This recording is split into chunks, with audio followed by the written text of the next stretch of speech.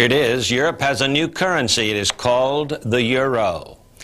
And it is destined to become a competitor to the dollar for the world stage. It has a blank space on one side and no national debt. Gary Stearman is here to discuss with me 1999, the year of the euro.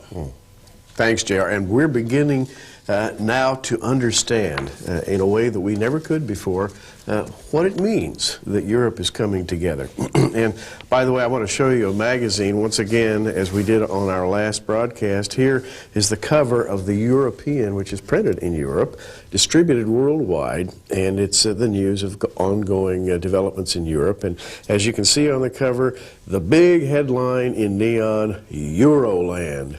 Now this is, JR, not just a kind of a whimsical title like Disneyland. This is actually the name being proposed for the unified Europe, and based upon the name of the currency, which is the euro. And Euroland pretty much fits everybody's desires at this point. There are a lot of folks out there that are thinking, will this be the mark of the beast? Has Europe finally emerged as the revived Roman Empire? We want to deal with that subject on today's Prophecy in the News. We feel that there are a lot of people who have looked only to Europe, and their view is a little narrow. We would like to broaden your view to cover the entire world. For you see, the kingdom of the Antichrist will be a worldwide kingdom.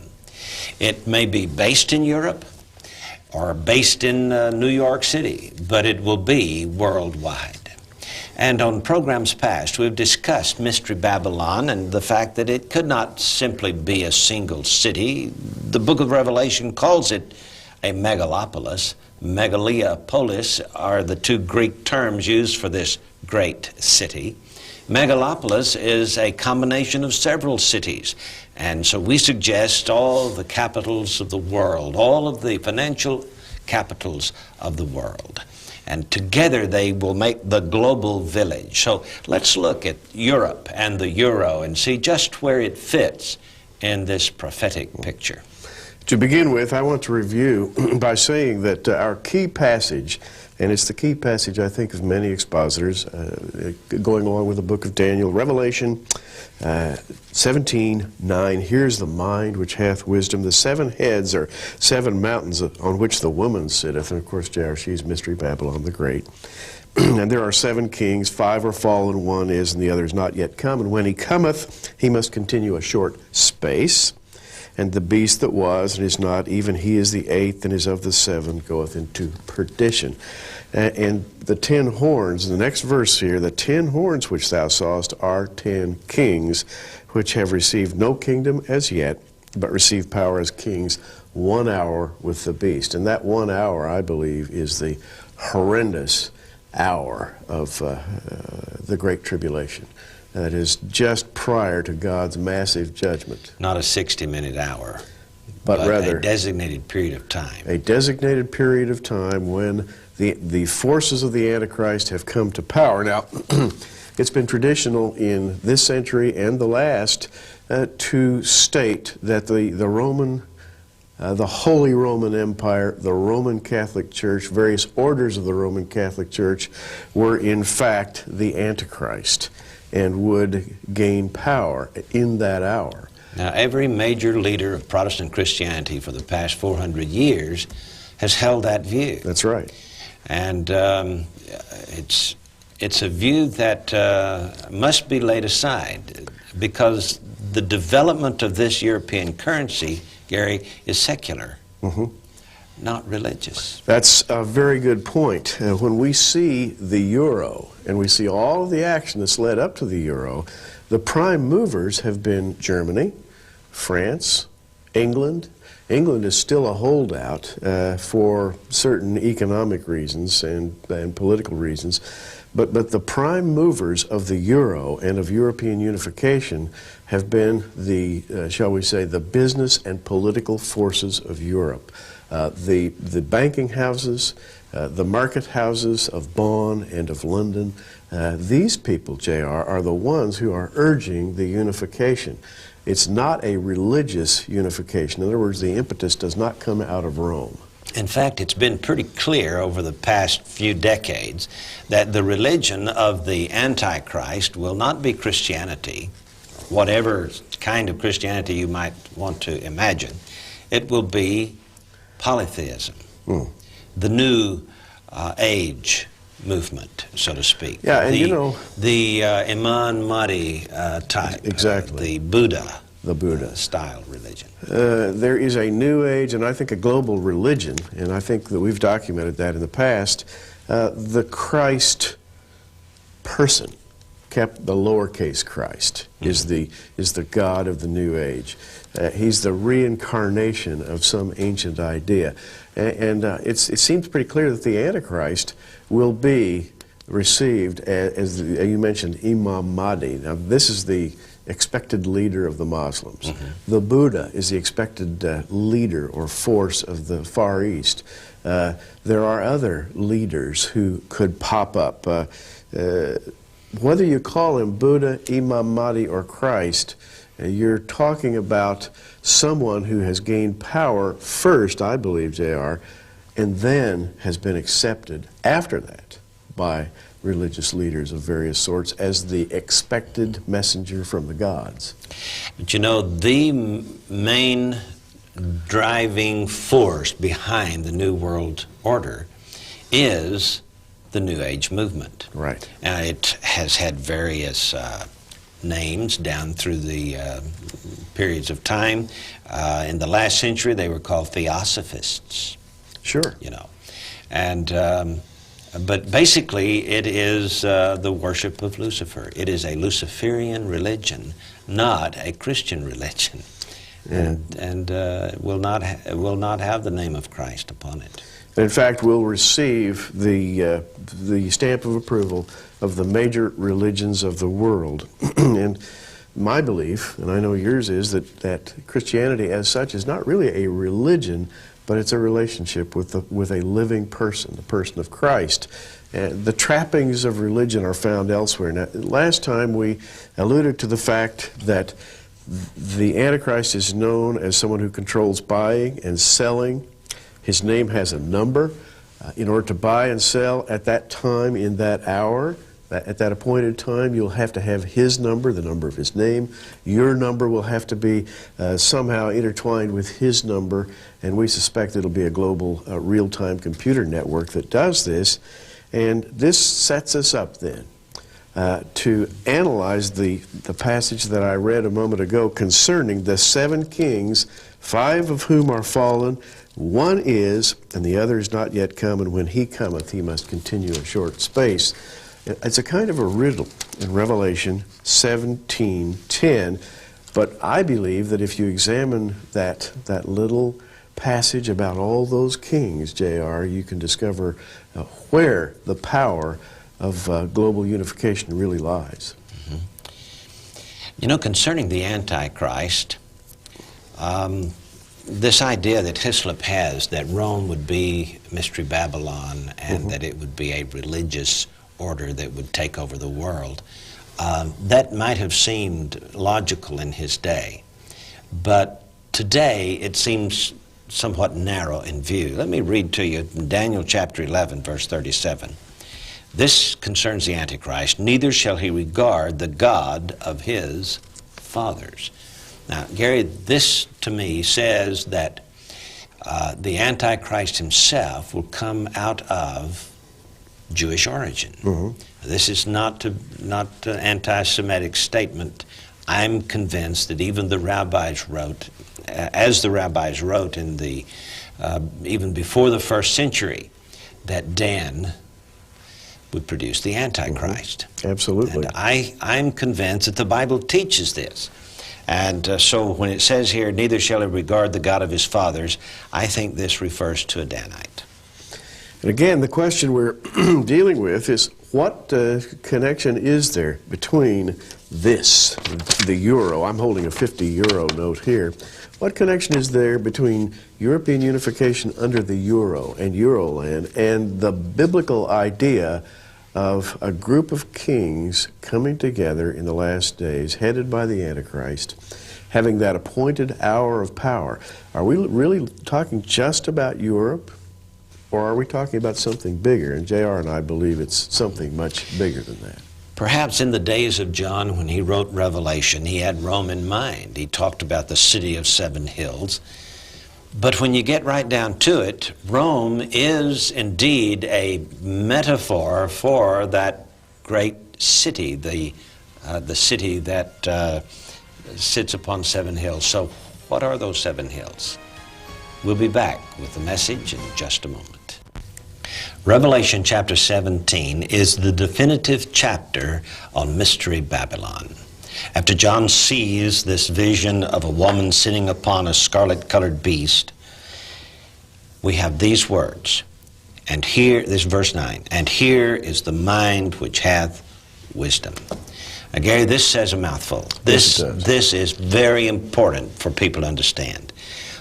Only the wise shall understand. What he sees here is metaphoric. It is symbolic of something far greater. It is not a woman.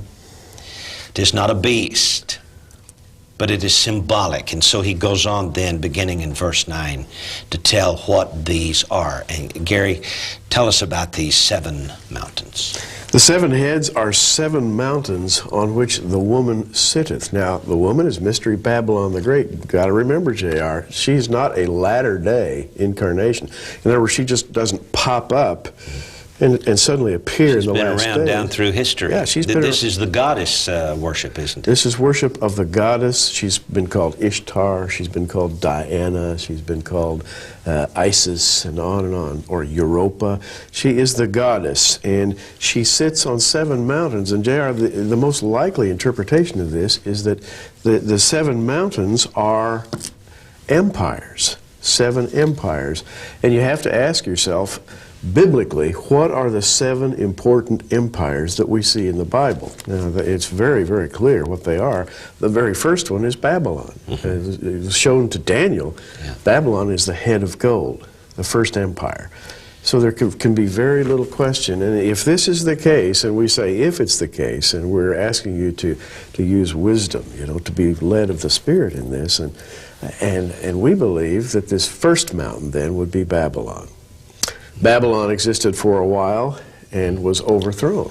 Gary, when Daniel talked about the times of the Gentiles, he referred to plurality. Yes. It's not the time of the Gentiles, but times means a long period of time. Right. Thousands of years. And Babylon being the first one is only the first of many. That's right. And so you're saying here that the 7 hills, or the 7 mountains, represent empires that are serial in nature, one after another. One after another. And now the usual view of this, as we said in our last broadcast and earlier in this one, that these 7 hills are the 7 hills of the city of Rome, which would localize this. But clearly, prophecy can't support that idea, because this is much bigger than just a little city. This is a global enterprise. And we're talking about the history of the human race. We're talking about the history of the human race, exactly. So the 7 empires, Babylon being the first one, was overthrown by Medo-Persia, which was in turn overthrown by Greece. That's the third one, which was in turn overthrown by Rome. And Rome is shall we say, an emblem of all that which is to come after. So the first 4 great ones, Babylon, Medo-Persia, Greece, and Rome, sort of set the stage for everything that comes after. Now, formerly, in the next verse here, it says, and there are 7 kings, 5 are fallen, 1 is, the other is not yet come. Formerly, people who identified these 7 mountains as Rome identified the fallen kings as Roman Caesars. Julius Caesar being number 1, Tiberius number 2, Caligula number 3, Claudius number 4, and Nero number 5. And then, as John wrote Revelation, Domitian was on the throne. And so we read here, there are 7 kings, 5 are fallen, and 1 is. That would be Domitian on the Roman throne. The other's not yet come. He's Mr. Question Mark. And then after him comes the beast, the Antichrist. So that's the way those kings were formerly identified, so that they would fall in line with a Roman interpretation. But if in fact these are empires, 7 empires in a row, then we have to look elsewhere for our Yes, identification. to view this woman as being historically significant, Yeah. and the beast here as being historically significant, you have to span the whole times of the Gentiles. Exactly. And that began with Nebuchadnezzar. Remember, the times of the Gentiles is a very important prophetic statement introduced in the book of Daniel.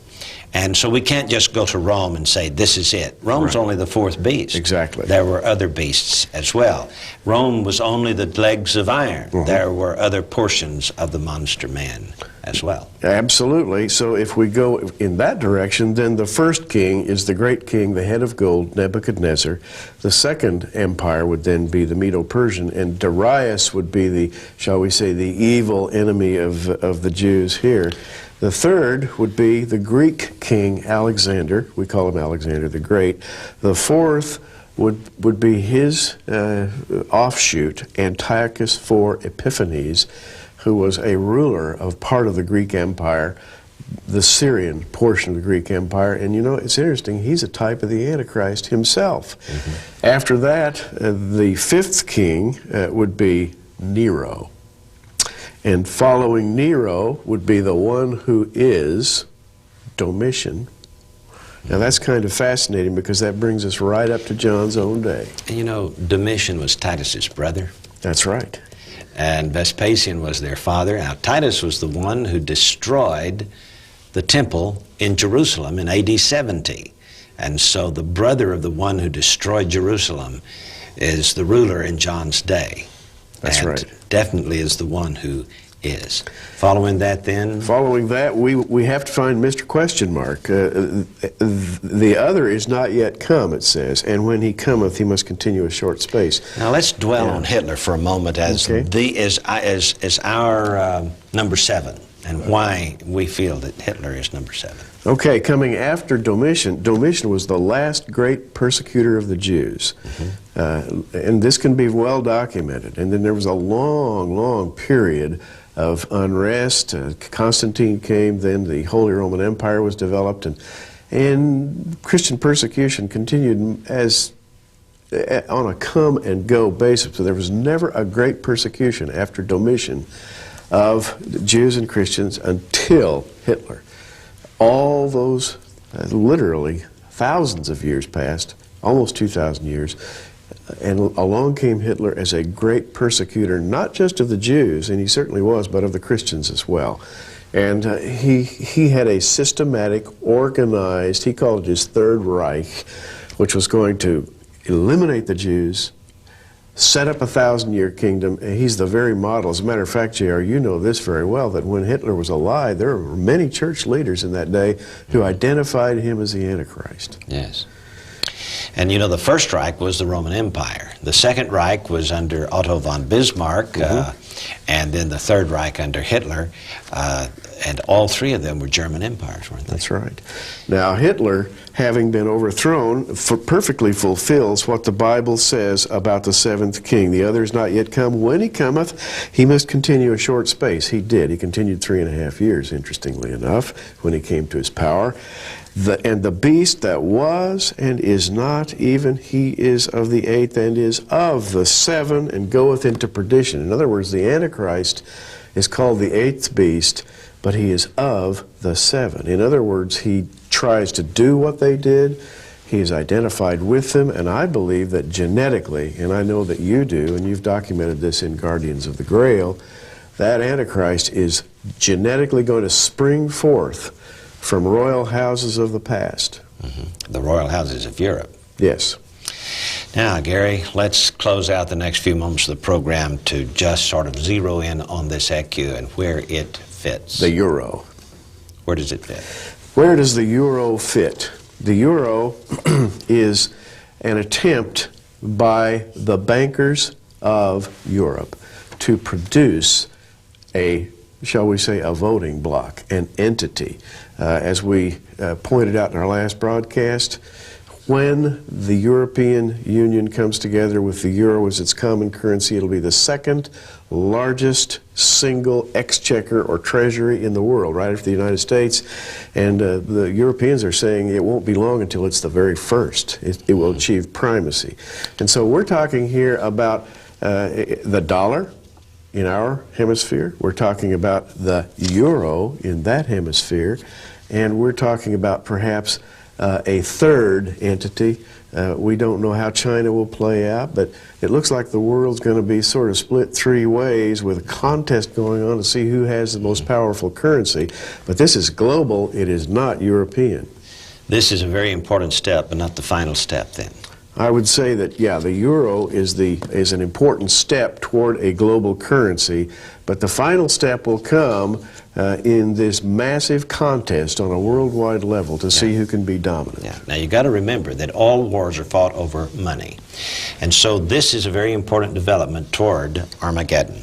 And you recall the Bible says the kings of the East will come. They be China and the nations with China in the Far East that will produce this final great conflict. It's interesting, Gary, that Hong Kong and China and Japan are in depression right now. That's right. And that makes them ripe for war. Just a few more years, perhaps, we'll see that development. We live in awesome times. We'll be back in just a moment.